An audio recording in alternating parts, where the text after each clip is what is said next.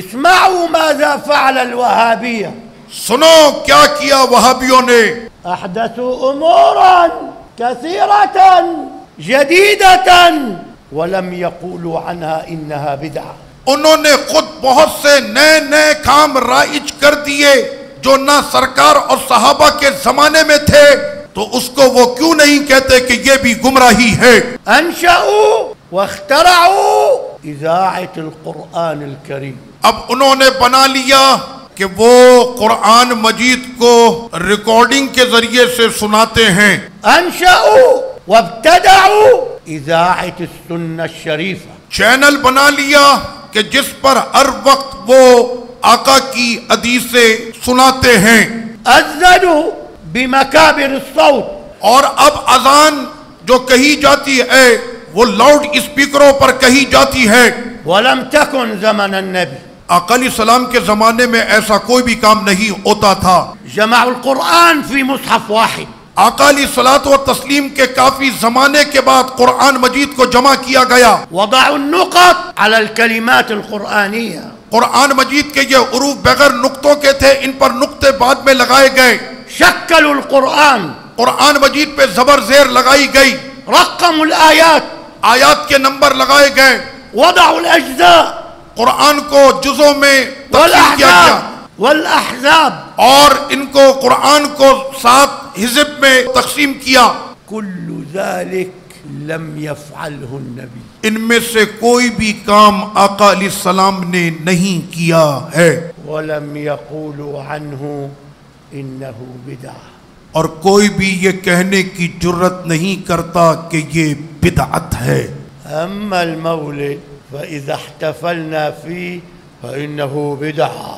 اور جب ہم آئے میلاد منانے کے لیے تو کہا کہ یہ بدعت ہے. یا کذابین. او جھوٹوں. انتم المبتدعون. تم لوگ اصل میں بدعتی ہو. سیاراتکم بدعہ. ابھی تم کو بتاتا ہوں کہ بدعت کیا ہوتی ہے. طائراتکم بدعہ. تمہارے طیارے بدعت نہیں. اضویتکم بدعہ. تمہاری مسجدوں میں لگی لائٹیں بدعت نہیں. مآذنکم بدعہ.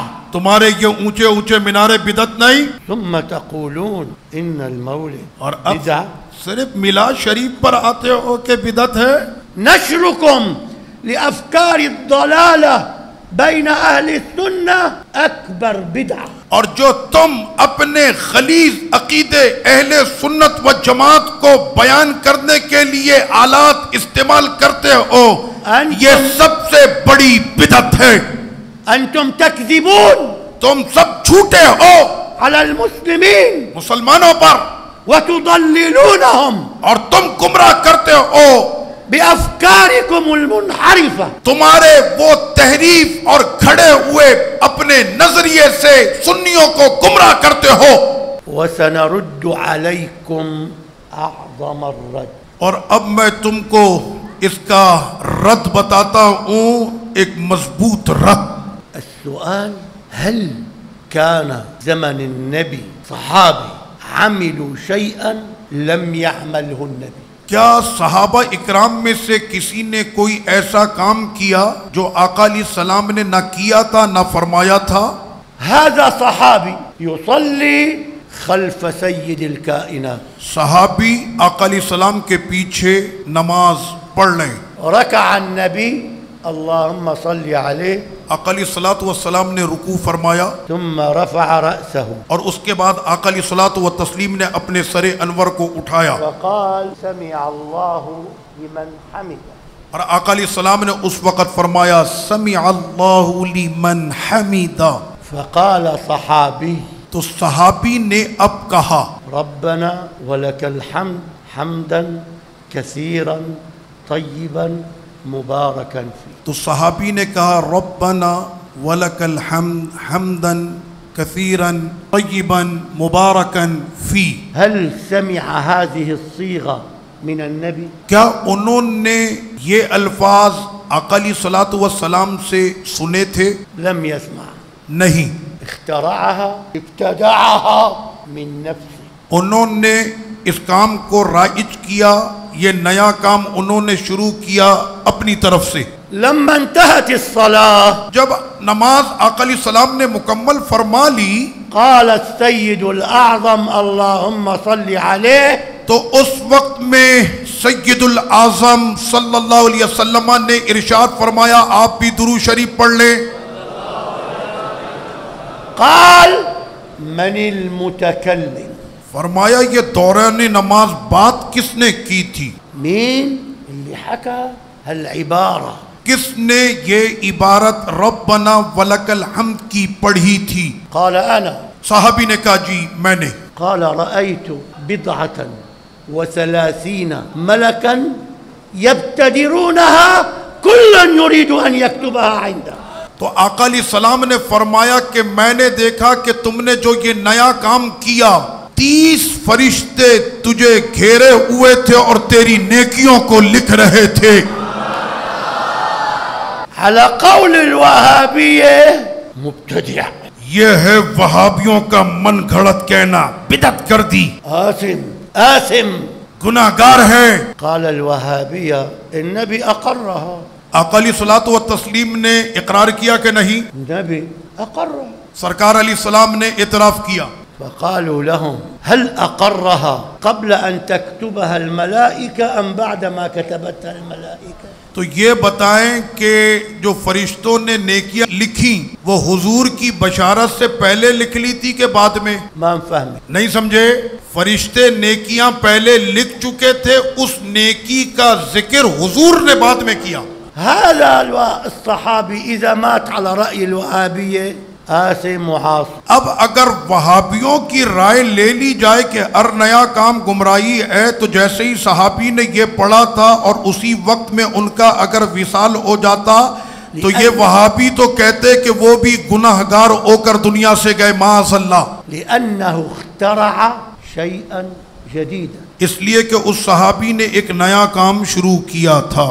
لكن الملائكة كذبتهم. اب اگر یہ بات ان کے نظریے کے مطابق مان لی جائے تو پھر تو جھوٹ کی تہمت فرشتوں پہ جائے گی کیونکہ انہوں نے نیکیاں لکھ دی تھیں. كتبوا له وهي أمر جديد. اور وہ نیکیاں لکھ چکے تھے حالانکہ یہ نیا کام تھا. مثال آخر ایک اور مثال دیتا ہوں لتعلموا أن الوهابية قوم ضلال. تاکہ آپ کو پتہ چل جائے ایک اور مثال سے کہ یہ جو وہابی قوم ہے یہ خود سب سے بڑی گمراہ کن ہے. لا يفهمون النصوص الشرعية على حقيقتها. یہ قرآن و حدیث کی جو اصل نصوص ہے سمجھ و سمجھ ہے نہیں، ان کو ایسے ہی شروع ہو جاتے ہیں. سیدنا بلال قولوا رضی اللہ عنہ.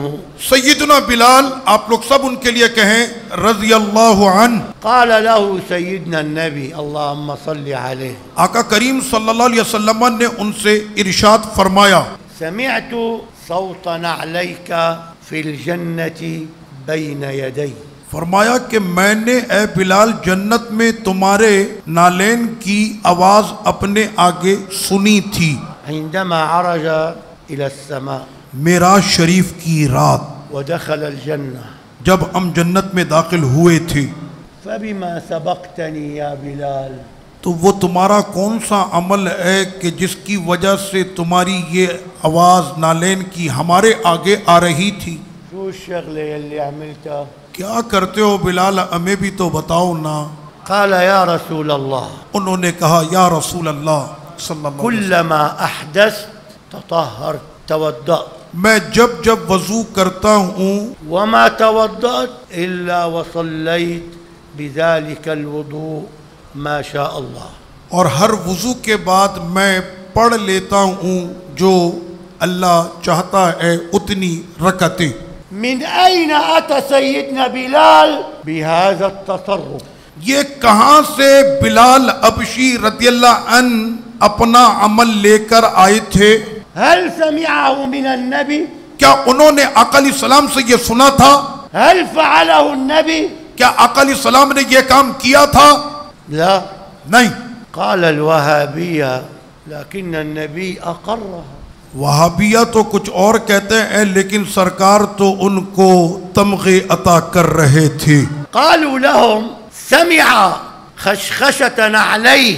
میں نے سنا تمہاری نالین کی آواز. قبل الإقرار أم بعده؟